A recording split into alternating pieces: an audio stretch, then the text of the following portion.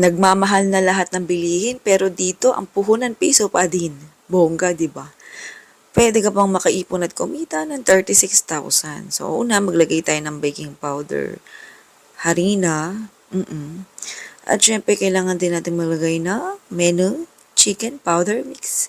Isang sachet na yung buong nilagay ko dyan. Oo. Lahat na yan. Kasi hindi naman tayo maglalagay na iba pang pampalasa. So, okay na yan. Oo. After nyan, haluin mo lang ng konti. Pero habang hinahalo natin dyan, comment ka naman sa baba kung taga saan ka. Malay mo, ikaw na yung susunod natin na mabigyan ng libreng electric hand mixer. So, ayan, tubig yung nilagay natin. Oo. Halo lang ulit. Habang hinalo natin, shoutout kay Dorothy. Oo. At saka kay Joanne. At saka kay Donna Dons. Where na you?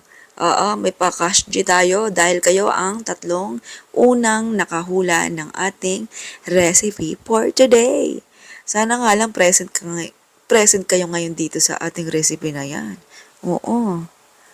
Okay, message kayo sa page, okay? Ayan. So, ayun. Ayokong gumamit ng kalan. Kaya, nag-electric cooker tayo with steamer na yan. Kung gusto mo bumili niyan, check mo na lang sa baba. Oo, kung saan mabibili. Chismis ko na lang. Siyempre, gamit tayo use oil. Tapos, dahil kulang, maglagay tayo ng additional mantika. Oo. Hintayin uminit. At kapag sa tingin mo mainit na, balikan natin yung butter mixture natin. Napakasimple lang ng mga rekado. Yung gagamitin mong pang scoop or pang takal dito, siguraduhin mong na dip mo or nalunod mo dun sa mainit na mantika. Tapos yun yung gagamitin mong pang scoop. Kasi malagkit yung butter.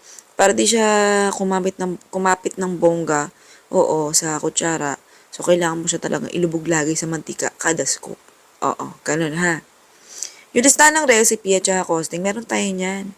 Bisitahin nyo lang yung ating YT channels, Foodie Par, pwede rin sa Halomix. Minsan may upload din tayo sa Chef Eden. Tatlo kasi yung YT channels natin pero mas active ako sa Foodie Par tsaka sa Halomix. Pero this time kasi nitong mga taon, simula ng 2023, bihira na lang akong magluto-luto kasi sobrang wala ng time pero gusto ko talaga itong gawain. Yan, ganyan lang siya. Pag after mo siya i-deep fry, toothpick na lang ginamit ko rito na stick ha. Ayan, bali sa isang toothpick, 2 peraso ang itutusok mo. Tapos pwede mo siya ibenta ng 5 pesos. O, di ba bongga? Hindi ka natalo dyan. Hindi na rin luging bibili. Okay? Napakadali lang. Nasa 70 pieces magagawa sa recipe na to. Sipin mo naman yun, 3/4 lang ng cups ng harina. 70 pieces magagawa. Akalain mo yun. Kaya ano pang iniintay mo? Gawa ka na. Sige na, goodbye, good luck. Love you.